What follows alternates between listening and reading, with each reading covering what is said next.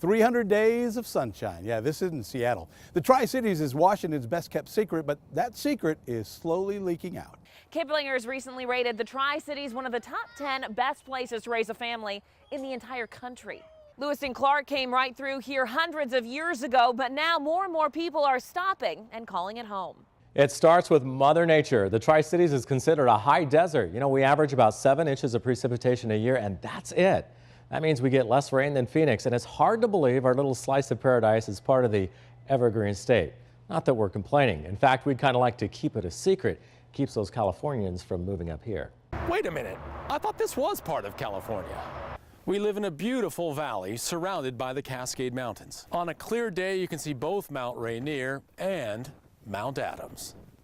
Agriculture is the Yakima Valley's bread and butter. Apples, peaches, pears, cherries, and melons. And let's not forget about the hops. It's likely your favorite beer includes hops grown right here in the Yakima Valley. About 3/4 of all hops produced in America come from right here. And then, of course, there are our grapes. From the Yakima Valley through the Columbia Basin all the way to Walla Walla, the fruit of the vine is becoming more and more the cash crop. Forget Napa Valley. Welcome to perhaps the finest grape growing region in the country. And where there's grapes, there's wine. Wineries and tasting rooms all accounting for $1 billion annually right here in the Columbia Basin. Sparkling wines made here at Treveri Cellars really put Yakima Valley on the map. They were recently served during state dinners at the White House. Our coverage area spans 200 miles from east to west, which includes parts of northeast Oregon. Pendleton is home to the nation's oldest and one of the most competitive rodeos. The Roundup is where they let her buck, and you better cowboy up. Loving the Roundup. While Roundup may be the greatest show on dirt, the Rooster Tails are where it's at every July.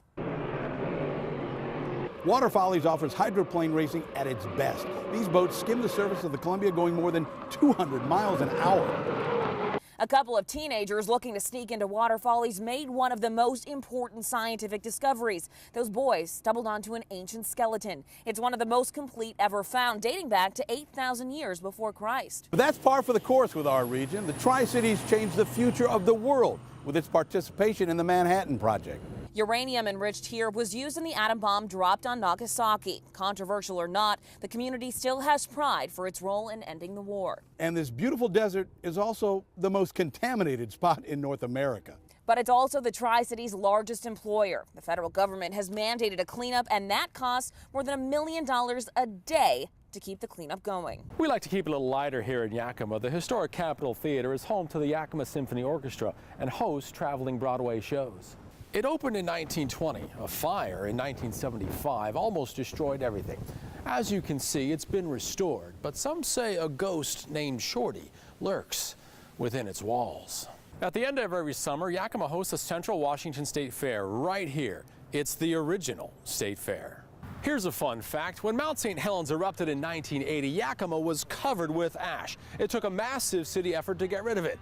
Most of it was moved here, and Yakima built Chesterley Park right on top of it. There are so many reasons to love the Yakima Valley, so little time to list them all. That's what weekends are for, to explore them for yourself. We love living here, and we love covering the stories that mean so much to you, from your family's safety to making sure the government is a good steward of your money. Taking action for you isn't some snazzy catchphrase, it's our job. It's who we are. It's what we do.